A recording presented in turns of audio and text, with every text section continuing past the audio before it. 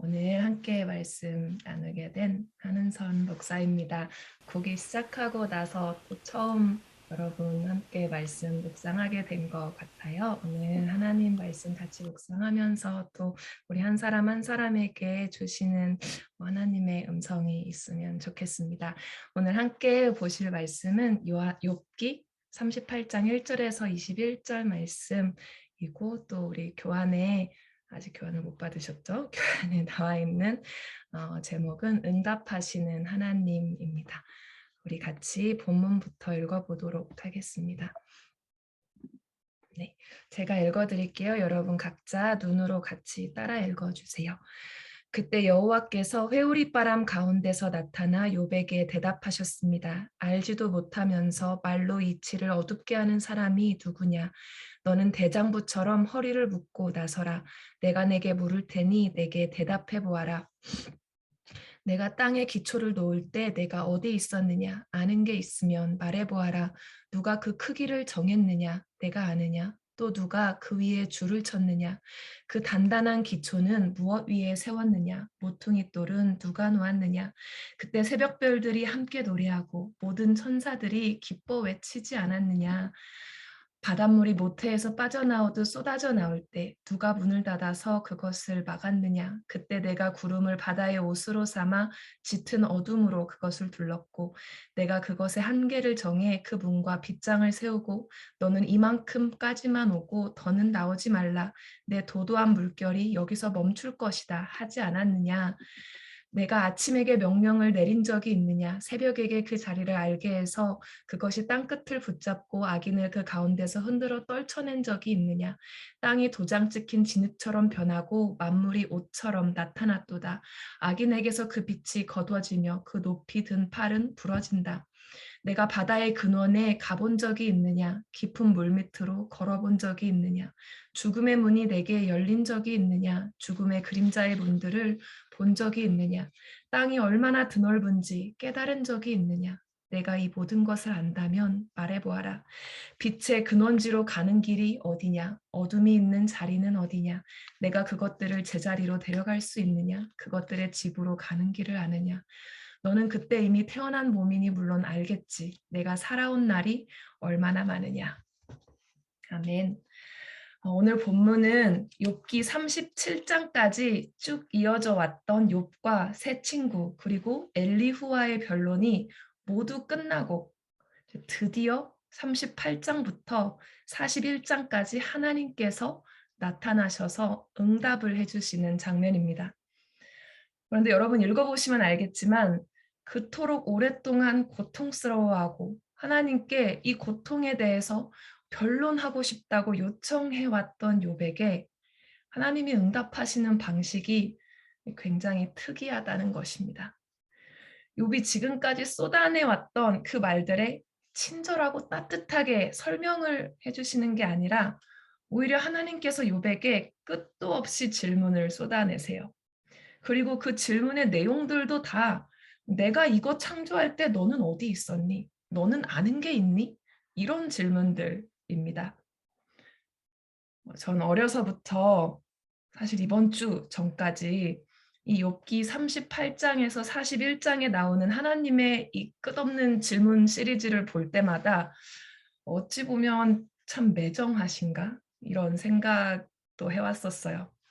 어렸을 때 부모님께서 이 중간중간에 해설이 적혀 있는 성경책을 사주셨던 적이 있어요. 그래서 중학교 시절에 그 성경을 읽으면서 그 해설을 되게 많이 읽었었어요. 근데 이 부분, 이 하나님의 이 욥에 대한 하나님의 응답 부분에 대해서 그 책의 해설이 이렇게 적혀 있던 것이 아직도 기억이 납니다.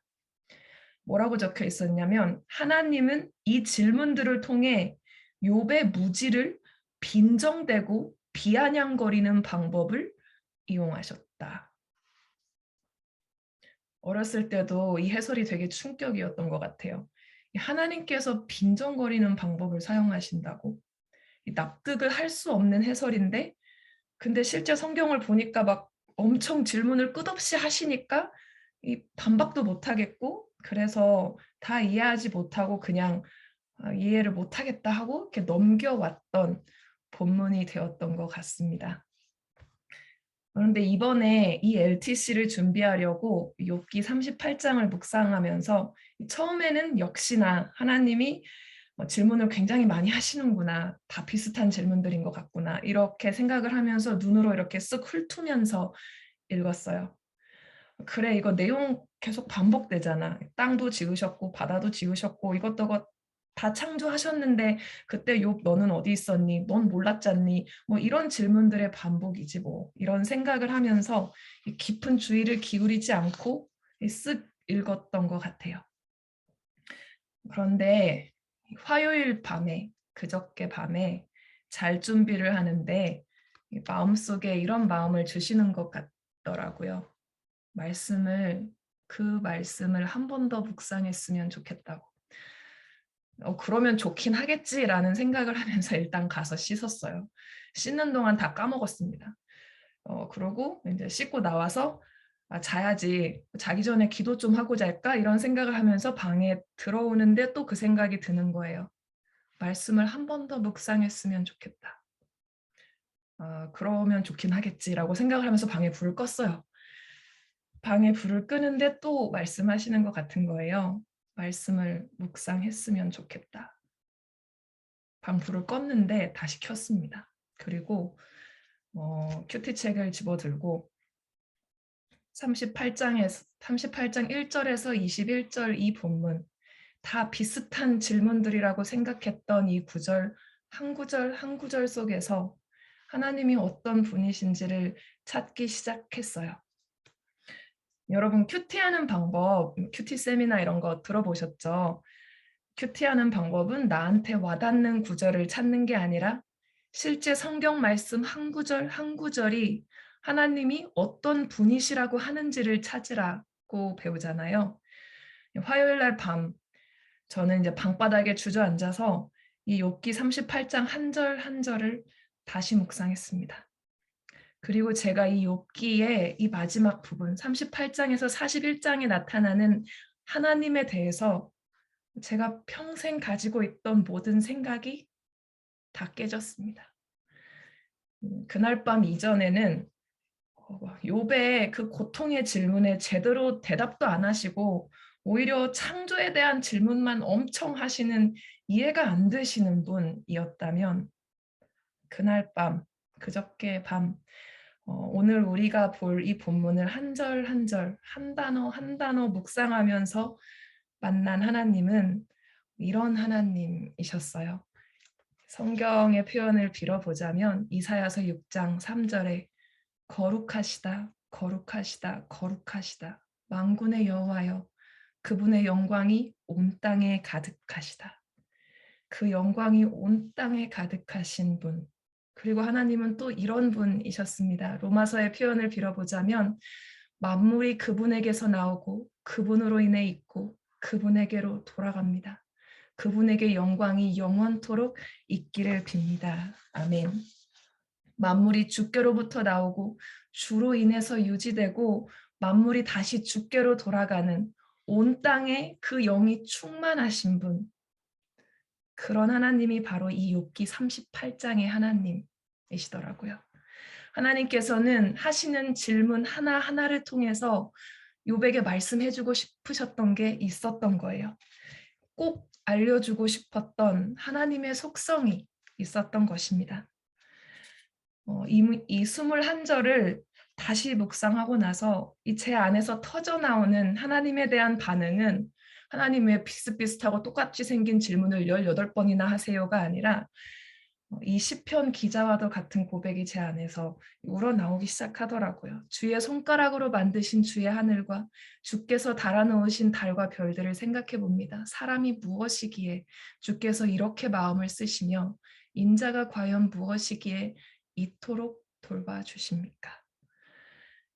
정말 놀랍도록 크시고 섬세하신 창조주 하나님께서 경이롭도록 정말 작은 욥을, 작은 우리를 사랑하시는 이야기가 욥기 38장에 담겨 있었습니다.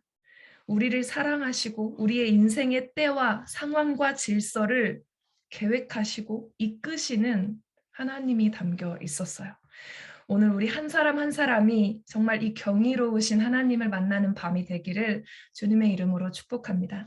오늘 첫 번째 묵상 질문 같이 보도록 할게요. 하나님이 나타나셔서 욥에게 하신 말씀은 무엇인가요? 1절에서 3절. 여러분 큐티책 있으면 지금 펴서 우리 같이 좀 말씀을 보면서 묵상했으면 좋겠고요. 혹시 없으신 분들 핸드폰으로 이렇게 보실 수 있다면 리더십 방에 올려져 있는 이 본문을 같이 보면서 좀 묵상했으면 좋겠습니다. 네. 오늘 38장 1절에서 21절은 크게 두 부분으로 나눌 수 있습니다.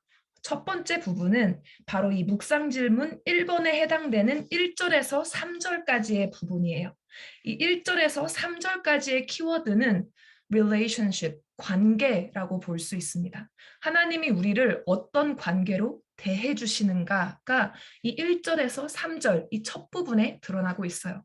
그리고 오늘 38장 본문의 두 번째 부분은 4절 이하에 하나님께서 질문을 시작하시는 부분입니다. 4절 이하의 키워드는 Who is God? 하나님은 누구이신가에 대한 하나님의 계시가 이어지는 내용이에요. 우리는 묵상 질문 1번을 통해서 이 첫 번째 키워드 relationship, 하나님께서 우리를 대해 주시는 관계를 묵상해보고 그 다음에 묵상 질문 좀 이따가 2번을 통해서 하나님은 어떤 분이신가를 같이 살펴보면 좋겠습니다. 먼저 1절에서 3절 같이 한번 다시 읽어볼게요. 그때 여호와께서 회오리바람 가운데서 나타나 욥에게 대답하셨습니다. 알지도 못하면서 말로 이치를 어둡게 하는 사람이 누구냐? 너는 대장부처럼 허리를 묶고 나서라. 내가 내게 물을 테니 내게 대답해 보아라. 여러분 1절부터 볼까요? 그때 여호와께서 회오리바람 가운데서 나타나 욥에게 대답하셨습니다. 여러분 이 한 구절에서 우리는 하나님께서 우리를 대해 주시는, 어떻게 대해 주시는지 하나님의 네 가지 면모를 알 수 있습니다. 첫 번째는 저 그때라는 단어예요. 히브리어로는 이 왜라는 접속사인데요. 그리고, 그러나, 그때, and, but, then 이런 굉장히 흔한 접속사입니다.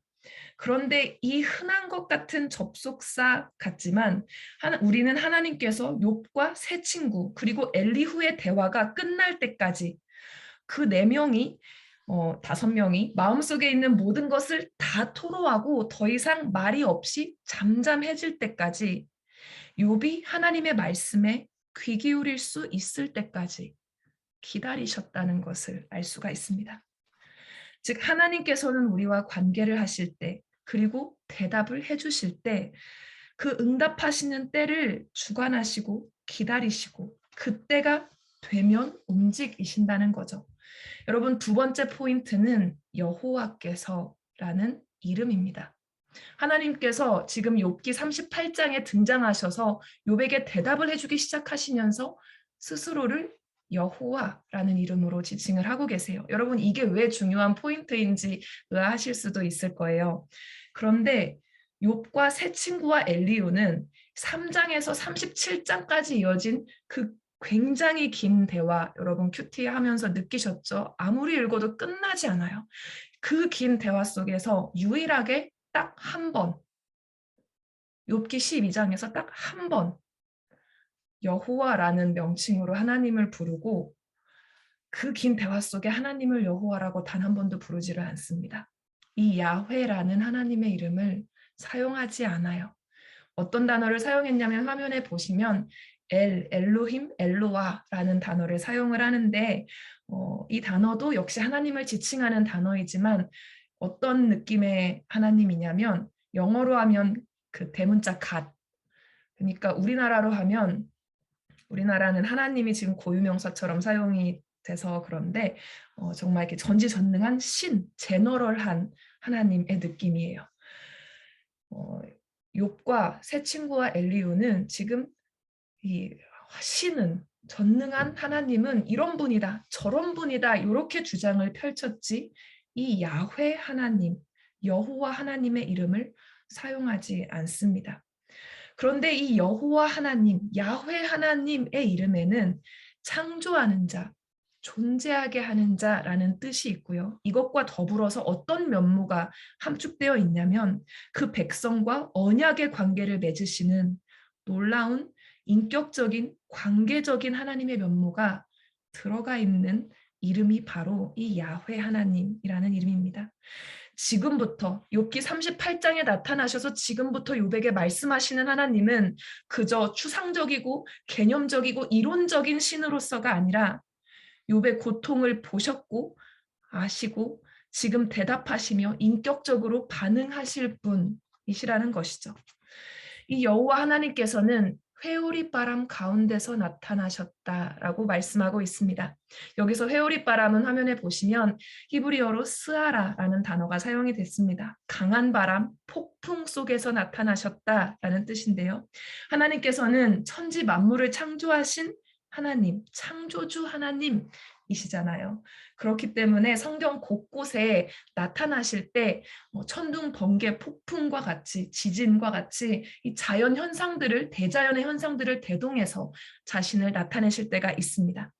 특히 오늘 욥기 38장부터 나타나는 하나님은 그리고 스스로를 계시하시는 하나님은 창조주로서의 하나님의 면모들을 보여주실 것이기 때문에 지금 나타나실 때 회오리 바람 속에서 대자연의 현상을 일으키시면서 내가 자연 만물을 주관하는 하나님이심을 보여주면서 가시적으로 나타나고 계시는 것이죠. 이 창조주 하나님의 모습, 자연 만물을 창조하시고 주관하시는 이 모습 중에서도 특별히 어떤 모습들을 더 구체적으로 강조하시는지는 이제 좀 이따 두 번째 묵상 질문 통해서 더 자세히 살펴보도록 하겠습니다. 그리고 1절의 마지막 욥에게 대답하셨습니다. 여러분, 이 욥에게 대답하셨습니다라는 표현을 통해서 우리는 하나님께서는 자기에게 부르짖는 자에게, 자기 자녀에게, 자기 성도에게 대답을 해주시는 분이심을, 우리가 인격적으로 알아들을 수 있는 방법으로 응답을 해주시는 하나님이심을 알 수가 있습니다. 사랑하는 여러분, 여러분 중에 하나님의 응답을 기다리고 계신 분들 있으실까요?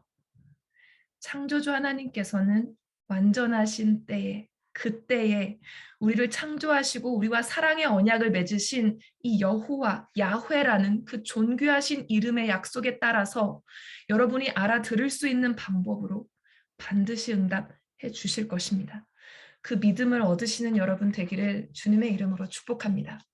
그렇게 욥에게 대답하기 시작하신 하나님의 첫 마디는 무엇이었을까요? 2절에 이렇게 말씀하시기 시작합니다. 알지도 못하면서 말로 이치를 어둡게 하는 사람이 누구냐? 여기서 우리는 몇 가지 진리들을 알 수가 있어요.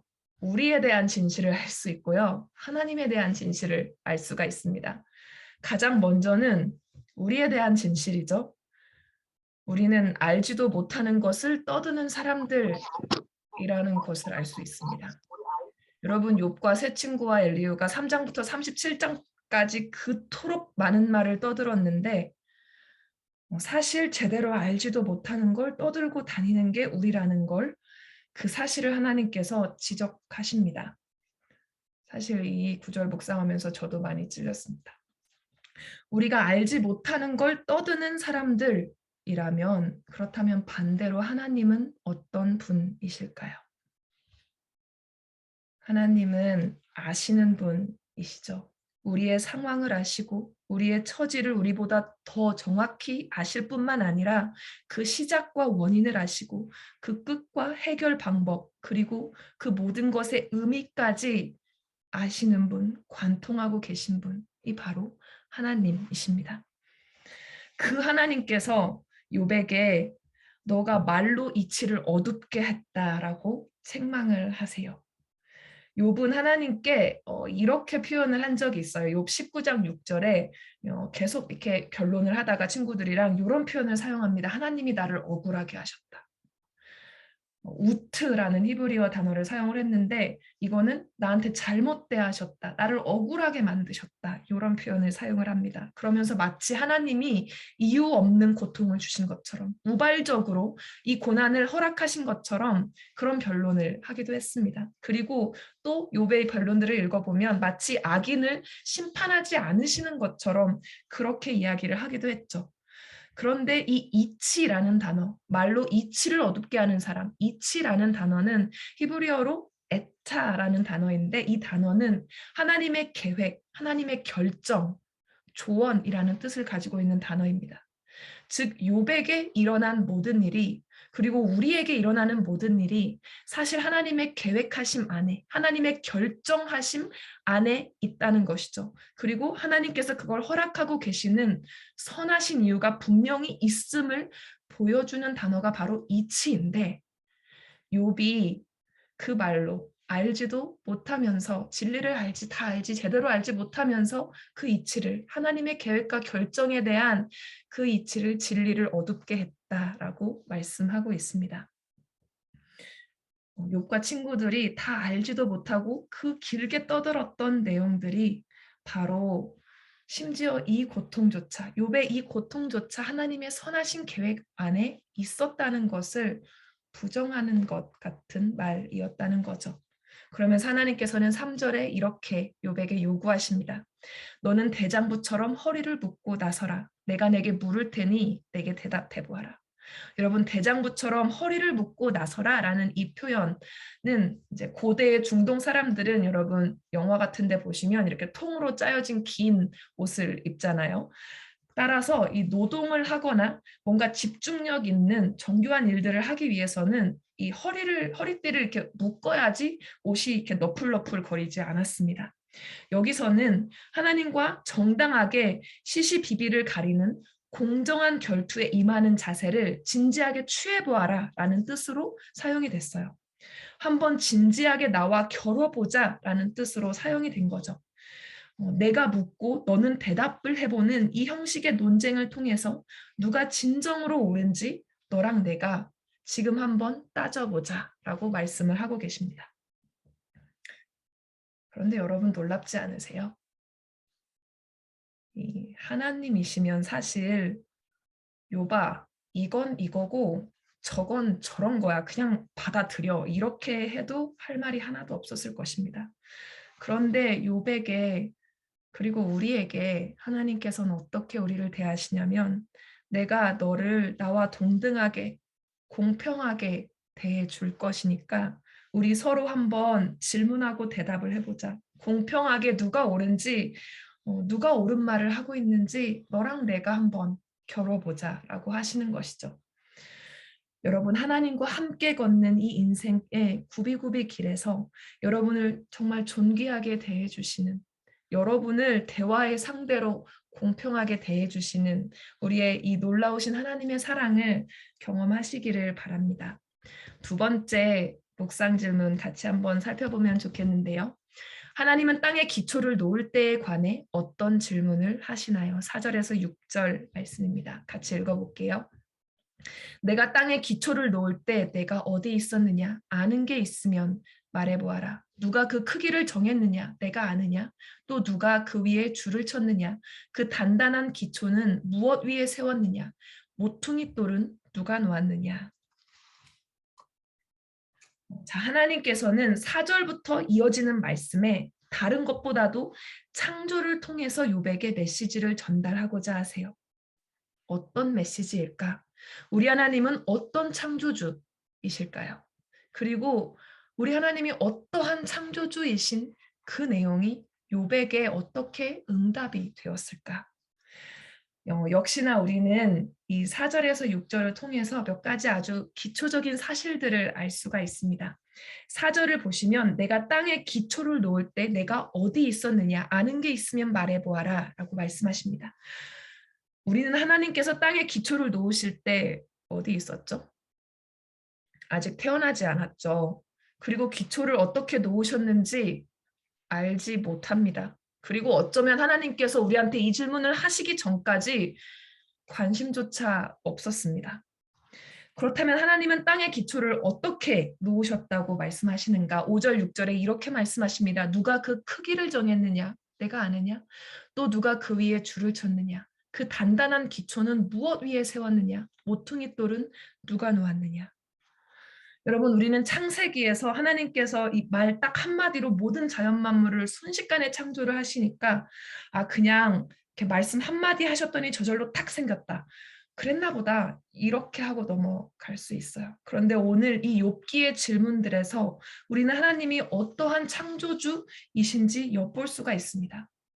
욥이 존재하기 전에 욥은 이거에 아무 관심조차 없을 때 이미 욥이 살아갈 그 땅의 기초를 계획하시고 그 크기와 깊이와 여러분 여기선 비유적으로 단단한 기초를 무엇 위에 세웠느냐 모퉁이 돌은 누가 놓았느냐라고 비유적으로 표현했지만 여러분 우리 땅에 여러분 교과서에 보시면 이 지구 나오면 이렇게 지층들 다 나오죠. 속에 뭐가 들어있는지. 여러분 땅 속에 있는 지층을 그 기초를 다 세우시고 그 질서를 잡으시고 창조하신 하나님의 모습이 이 질문들 속에서 드러나고 있어요. 그리고 욥에게 물으십니다.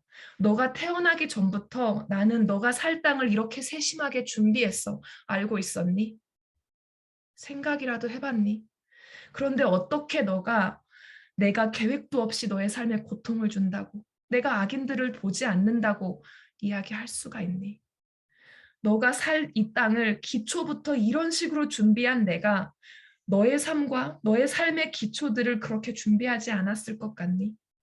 여러분 사랑하는 여러분, 하나님께서는 이 욥기의 이 마지막 질문들을 통해서 방금 4절에서 6절은 땅의 기초를 다루는 세 구절만 살펴봤지만 이어서 이 바다의 지경을 정하시는 것들에 대해서 빛과 어둠을 정하시는 것들에 대해서 하늘의 법칙과 동물들을 창조하시는 것에 대해서 이 모든 질문들을 통해서 우리에게 하나 묻고 계십니다.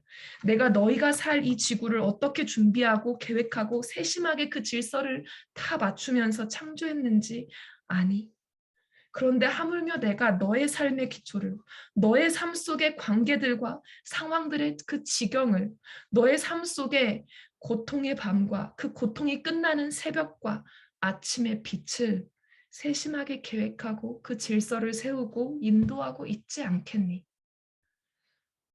하나님께서는 우리가 살고 있는 이 놀라운 자연 환경을 이토록 세심하게 준비하시고 우리 삶을 우리가 존재하기도 전부터 똑같이 세심하게 준비하고 인도하시는 분이라는 것입니다.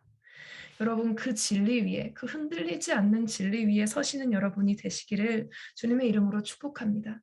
그 사랑과 언약의 창조주 여호와를 의뢰하는 여러분 되시기를 주님의 이름으로 축복해요. 그리고 그리하여서 여러분의 모든 고통과 모든 상황 가운데 여러분에게 말씀하시는 하나님을 만나시기를 주님의 이름으로 축복합니다. 여러분 마지막으로 오늘 함께 말씀 묵상하면서 저렇게 한 단어 한 단어까지 묵상할 필요가 있을까 싶을지도 모르겠어요. 욥은 고통 속에서 변론할 때 하나님께서는 자기가 하는 말들을 자기의 간구를 듣지 않으실 거라는 이 절망적인 시점을 표현한 곳들이 여러 군데 나옵니다. 이런 예를 들면 이런 곳들이에요. 욥기 9장 16절에는 욥이 이렇게 말한 적이 있어요. 내가 그분을 불러 그분이 내게 응답하셨다 해도 나는 그분이 내 음성을 듣고 계시라고 믿지 못하겠네. 그리고 19장에서는 이렇게도 이야기했죠. 내가 아무리 잘못됐다고 부르짖어도 응답이 없고 내가 아무리 크게 부르짖어도 공정한 처분이 없다네. 그리고 30장에서는 또 이렇게도 얘기했습니다. 내가 주께 부르짖는데도 주께서는 듣지 않으시며 내가 일어서도 주께서는 나를 보아주지 않으십니다. 여러분 우리도 이렇게 느낄 때 또 이런 생각이 들 때가 있죠. 제가 그저께 화요일 밤에 다시 방에 불을 껐다가 다시 켜고 욥기 38장의 말씀 한 절 한 절 묵상하고 그 안에서 제가 상상하지 못했던 하나님의 모습을 그 속에서 발견하고 하나님한테 감격하고 있는 저한테 이렇게 말씀하시는 것 같더라고요. 내가 너의 한마디 한마디를 듣는 것처럼 너도 나의 한마디 한마디를 들어주렴. 성경을 깊이 묵상해 주렴. 내가 너에게 하는 말씀을 한마디 한마디 귀 기울여 주렴. 내가 너에게 하고 싶은 말이 있단다. 사랑하는 여러분, 2021년 얼마 남지 않았는데 여러분의 매일매일이 하나님의 그 사랑의 음성으로, 그 말씀의 인도하심으로 가득하시기를 축복합니다. 나눔 질문 2가지 보여드리고 우리 같이 기도로 마무리했으면 좋겠습니다.